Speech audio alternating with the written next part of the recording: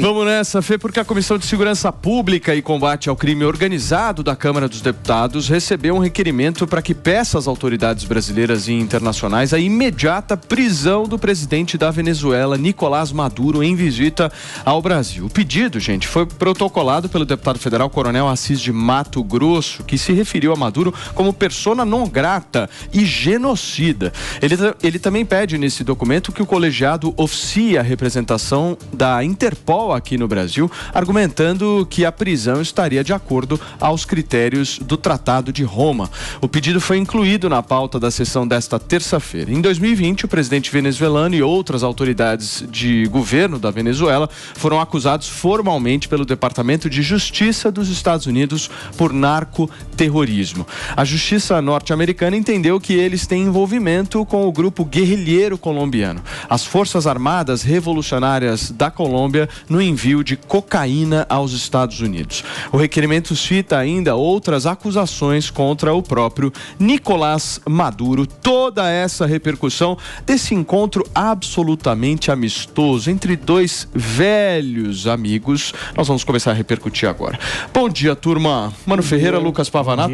Antoninha, você tá parecendo uma psicóloga hoje, meu amor. Eu faria uma consulta contigo com tranquilidade, meu amor. O que você poderia me... Nossa, que é isso, gente? Ela tirou tudo. Que é isso? O que tá acontecendo aqui?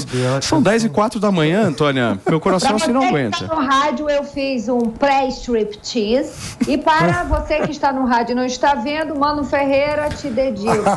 Um cuscuz. Antoninha, como é que repercutiu esse Nicolás Maduro no Brasil de ontem para hoje aí, hein? O que você viu de bom? Os meninos vão me matar que eu saí do quadro. É o seguinte, o que eu vi de bom?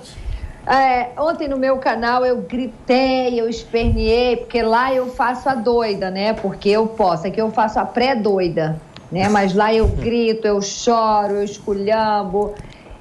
Gente...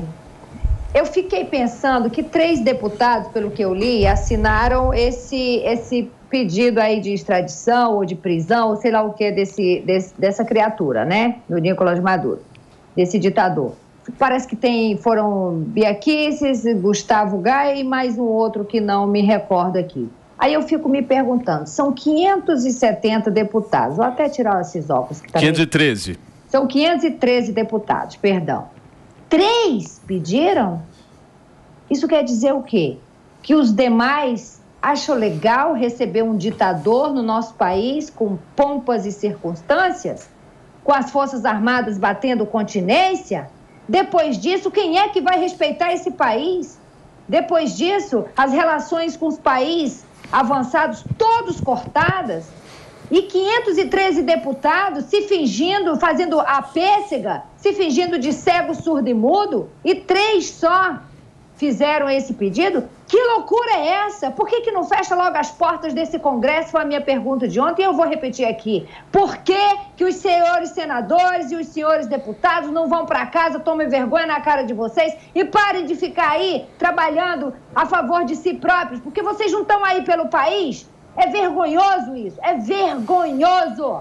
Ô Pavanato, olha só, o presidente Lula classificou como um momento histórico, gente, essa reunião com o presidente da Venezuela, Nicolás Maduro, lá no Palácio do Planalto. Maduro não visitava o Brasil desde 2015, quando esteve na posse do segundo mandato de Dilma Rousseff. A gente vai acompanhar um trecho do que disse Lula sobre os seus oposicionistas, que criticaram duramente essa posição nova do Brasil de aproximação com o governo da Venezuela. E o preconceito continua ainda. Você tem clareza que o preconceito contra a Venezuela é muito grande. Você tem preconceito de quantas críticas a gente sofreu aqui durante a campanha por ser amigo da Venezuela.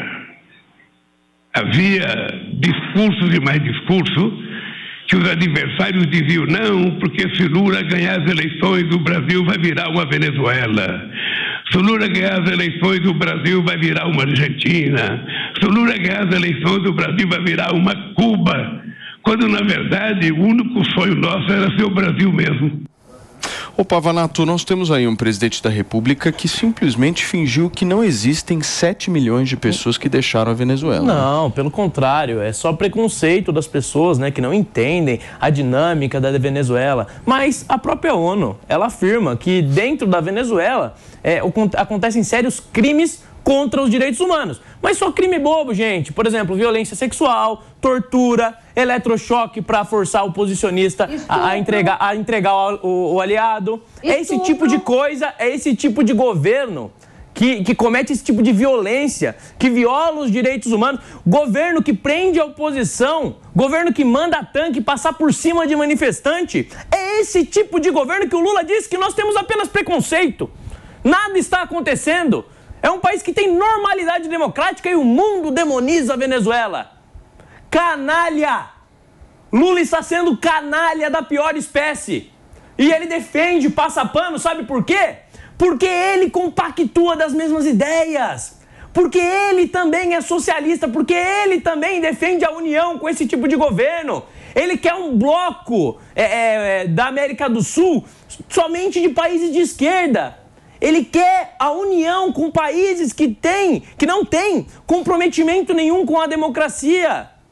E é assustador ver que muita gente acha isso normal. Um ditador pisando em solo brasileiro. Não só um ditador, mas um criminoso procurado no mundo inteiro. Sabe por quê, gente? Por mais uma coisa boba, narcoterrorismo. Olha só que coisa bacana, é só preconceito, nós estamos errados por criticar a Venezuela e o Lula está certo por ser amigo de ditadores. Esse é o Brasil que nós estamos vivendo. E além disso, você vê que muita gente criticou os deputados, falou, mas tem pouca efetividade nesse tipo de documento que vocês enviaram para a embaixada. Pode ter pouca efetividade prática, mas é simbólico.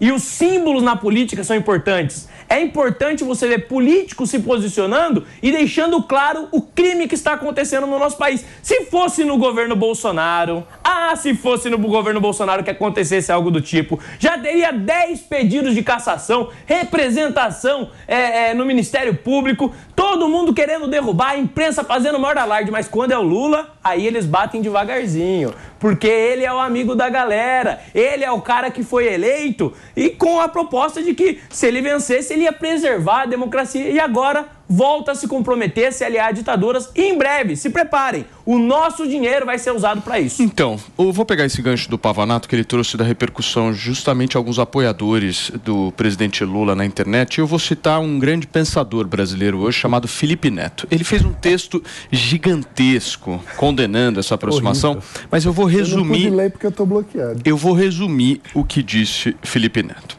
Eu acho que isso é ruim, mas pode ser bom. Provavelmente seja ruim, mas pode até ser bom. Eu quero acreditar que não é ruim. É sério? Ele escreveu? Não. Basicamente, é um texto longo. É um texto longo que diz exatamente isso que eu trouxe aqui para você. Ele fez a crítica, mas com todos os medos ali de se comprometer com o público, porque ele se aliou à esquerda. Ele vendeu a alma pro diabo. E quando você vende a alma pro diabo, meu amigo, não tem mais volta. Agora ele não pode mais criticar aquilo que ele realmente discorda. Eu acho que é ruim, mas pode ser bom. Né? Tipo, ninguém vai ganhar, ninguém vai perder, todo mundo vai ganhar. Nem quem perder. Que discurso é esse? Que coisa maluca. O Brasil tá vivendo uma distopia, né? Parece que a gente, em algum momento, entrou num mundo paralelo de distopias e vem vivendo essa situação em que líderes, chefes de Estado não têm compromisso com os valores democráticos. Um cara que faz campanha dizendo que estava construindo uma frente ampla pela democracia, quando chega no poder, o que faz? Ignora os princípios democráticos, ignora, inclusive, qual é o desafio dele no Congresso hoje. Porque o Congresso brasileiro é de centro-direita. O que o Lula precisava estar preocupado era em construir uma coalizão que desse sustentação ao seu governo. O que ele faz ao radicalizar com sinalizações a ditadura venezuelana é dificultar ainda mais a sua missão de construir uma coalizão. Então, é completamente irracional. Não há sentido político na atitude de Lula de se abraçar e emanando-se com um ditador sanguinário que fez com que 7 milhões de venezuelanos saíssem da Venezuela por fome, por perseguição política, dos quais 100 mil e migraram para o Brasil, inclusive. Ô, Antônia, uma situação que é complicada para o nosso país. Sabe uma coisa que eu queria que a Antônia pudesse falar pra gente? Como é que ela vê a repercussão disso na internet, né? Porque a internet ontem bombou e não foi um dia nada positivo pro Lula, certo, Antônia? Mas, olha, esse ativismo de Instagram não funciona, isso é blá blá blá, sabe? Isso é para lacrar, cada um vem na internet, aí faz seus textos bonitinhos, né? Uns viram filósofos, os outros vêm e vomitam o que está pensando, mas e na prática? Na prática foi o que eu acabei de perguntar. Por que só 3 pediram providência em relação a isso? Gente, é como se o Beiramar tivesse hoje agora reunido com o Lula, sendo que o Beiramar é um narcotraficante procurado pela polícia. E ninguém faz nada e ainda temos as Forças Armadas batendo continência. Que loucura é essa? Instagram é Instagram, as pessoas estão lá para vomitar o que estão a fim de falar. Ativismo de político não pode ser ativista de Instagram, tem que agir na prática. Como é que pode? Como é que permite? Como é que aceita um negócio desses? Porque na época do Bolsonaro, o Bolsonaro não mandava em nada. Olha, eu descobri que eu nunca na minha vida imaginei que o presidente da República tem poder para nada. Foi com a era Bolsonaro. Bolsonaro não podia nada. Não tinha, qualquer deputado via e desfazia o que o Bolsonaro não estava querendo fazer. Qualquer um. Não, o senador não quer, não, o STF não quer, ninguém não quer. O Bolsonaro não mandava em nada. Absolutamente nada. Agora vem o Lula e decide que Brasil tem que receber, né, e bater continência para um ditador sanguinário, como todo mundo aqui sabe, a história sabe. Ninguém fez nada. E daí que a internet está falando? Palavras boa no vento, entendeu? Hoje o assunto já é outro. Hoje o look do dia já é outro, entendeu? Então, porra, vamos tomar providência, vamos trabalhar, isso que eu cobro aqui todos, vamos trabalhar, vamos botar o país para frente. Aí vem este maluco com este retrocesso, recebendo os amiguinhos ditadores, o próximo vai ser Ortega. Preparem-se, Forças Armadas, para bater continências para Ortega, porque a Nicarágua deve estar chegando aí, porque não veio ainda, né? E hoje estão todos esses aí, da Unisul, sei lá, como é que é, mano? Eu esqueci. Unasul, que estão reunidos aí. Estão todos ali. Gente, pelo amor de Deus, isso é um esculacho com a cara do povo. Isso é um esculacho com o parlamento. Isso é um esculacho com quem as pessoas botaram Então, mas, Antônia, o que chamou a atenção ontem não foi o Lula ter recebido o presidente da Venezuela especificamente, mas foi a pompa, né? O Lula fez questão de dar toda uma pompa para esse encontro que fosse justamente simbólico politicamente para mostrar ao mundo que ele está junto com Maduro. Exato. O mérito do discurso, mais do que até o gesto de recebê-lo, é a forma de recebê-lo e o tipo de discurso que ele escolhe fazer. Porque, veja, se fosse para falar em diplomacia, negócios, ele podia ter feito uma reunião fechada com Maduro, depois lança uma nota feita pelo Itamaraty, dizendo quais foram os pontos específicos de negociação. Não foi isso que foi feito. Ele sai da reunião, faz questão de fazer uma declaração pública ao lado do Maduro para dizer que o Maduro é uma vítima de uma narrativa, um injustiçado e mais, para dizer que ele, Lula, comprou briga com setores da social-democracia na Europa. Ele fala isso no discurso. Eu tive que defender, brigar com meus companheiros da social-democracia europeia porque não entendem a situação. Ou seja, ele não está apenas se abraçando com o Maduro, ele está se isolando do mundo.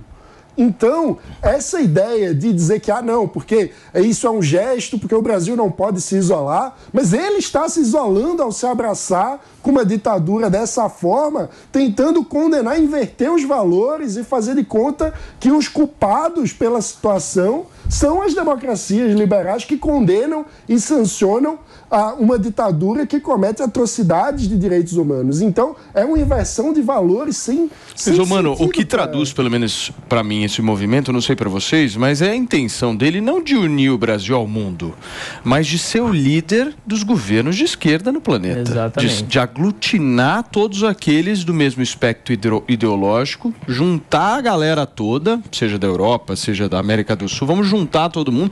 Não é pensamento globalista. Paulo, mas sabe, isso é pensamento de poder. Porque muitas vezes ele tem se comportado como linha auxiliar do Putin. Ele tem se comportado como alguém que está compondo, ajudando uma narrativa onde o líder supremo seria o Putin e a China. Então, eu não consigo nem entender do ponto de vista de um... Então, mas você vai falar que o Putin é de direita? Não, mas o ponto é que ele não seria o líder desse bloco. Entendeu? Não, mas ele está tentando. Então, é uma tentativa de protagonismo ali, visível, de aglutinação. Eu pelo menos vejo assim. Concordo com o Paulo, mas a questão que eu acho é que a narrativa de quem dizia que o Lula ele só estava recebendo Maduro por pragmatismo caiu totalmente por terra. Porque ele não precisava ter feito um discurso defendendo a ditadura, ele não precisava ter feito um discurso dizendo que, basicamente dizendo que a Venezuela é uma democracia, não. Ele podia simplesmente ter recebido, ter tido as reuniões necessárias, que ele achasse necessárias, e ponto final. Não, ele fez questão de defender publicamente. Isso é muito grave, gente. Isso é muito grave. É um presidente da República do maior país da América do Sul, o país mais produtivo, o país que tem mais recursos, mais pessoas. O posicionamento desse presidente chancelando, apoiando e incentivando um país que comete crimes contra a humanidade. Eu não sei se vocês têm noção do nível da gravidade que é isso.